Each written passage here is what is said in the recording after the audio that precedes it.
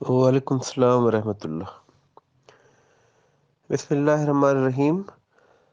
جہاں تک خواتین کے اپنے محرم کے بغیر سفر کرنے کا تعلق ہے تو شریعت میں سفر شرعی یا اس سے زیادہ مقدار میں بغیر محرم کے سفر کرنا ممنوع ہے۔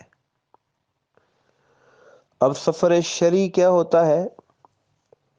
فقہا نے اصلاً تو سفر شرعی یہ قرار دیا ہے کہ کوئی آدمی پیدل یا اونٹ پر 3 دنوں میں جو سفر کرتا ہے، اپنی بنیادی ضروریات کو، کھانا پینا، آرام، جو بھی ضروریات ہیں ان کو ساتھ ساتھ چلاتے ہوئے جو باقی مادہ ٹائم سفر کرتا ہے 3 دن کا، اسے سفر شرعی کہتے ہیں۔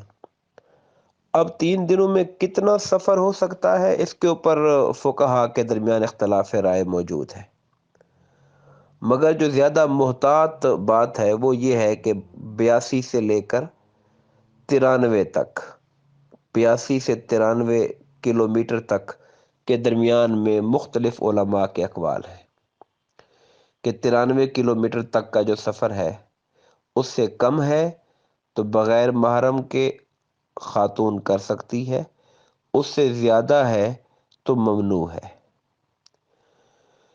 اس میں بخاری شریف کی حدیث پاک میں ایک حضور نبی کریم علیہ الصلوۃ والسلام کا یہ فرمان آیا کہ آپ نے فرمایا کہ کوئی مرد کسی عورت سے تنہائی میں ملاقات نہ کرے، اور دوسرا فرمایا کہ کوئی عورت جو ہے وہ بغیر محرم کے سفر نہ کرے۔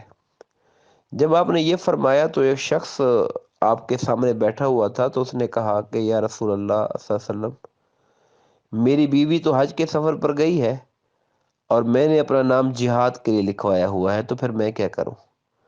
تو آپ نے فرمایا تم جاؤ اپنی بیوی کے ساتھ جا کے حج کرو۔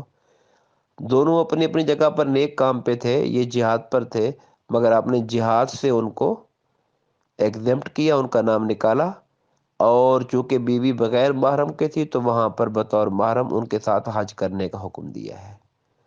یہ شریعت کے اندر سفر شرعی کے حوالے سے ہے جی۔